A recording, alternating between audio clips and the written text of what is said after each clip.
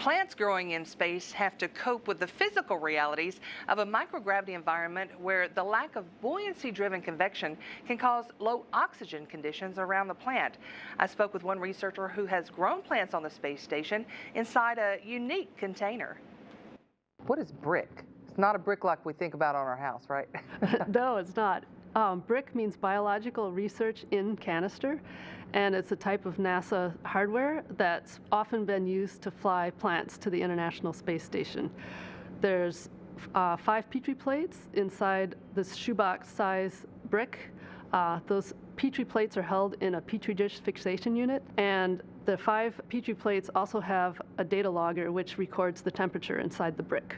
When you talk about growing plants in space, this really excites people. How did you get involved? The Gilroy Lab is interested in studying plants' responses to the environment, and part of our expertise is looking at calcium changes in plant cells as they respond to different stresses.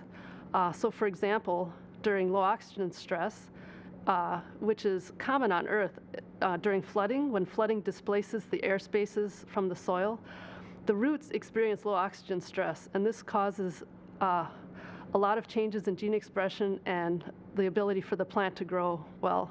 So that naturally grew into the idea, well, if we can study plants on the space station in microgravity, then there'll be some parallels to how plants are experiencing low oxygen stress on Earth. Overall, we've done a lot of these. What have we learned? What's the most important thing that we can take away so far? After the plants are returned to Earth, we can study differences in gene expression.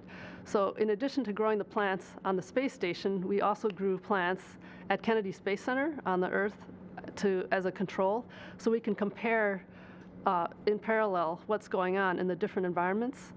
And it turns out in space, not only are the low oxygen stress genes upregulated like we had predicted, but also a number of defense-related genes, including plant hormone signaling, such as jasmonic acid and salicylic acid signaling genes are upregulated, along with reactive oxygen species. So all of these categories of genes indicate the plants are experiencing stress when they're in space flight, but they're using the tools they have at hand, the changes in gene expression, to be able to better cope with the environment of space flight.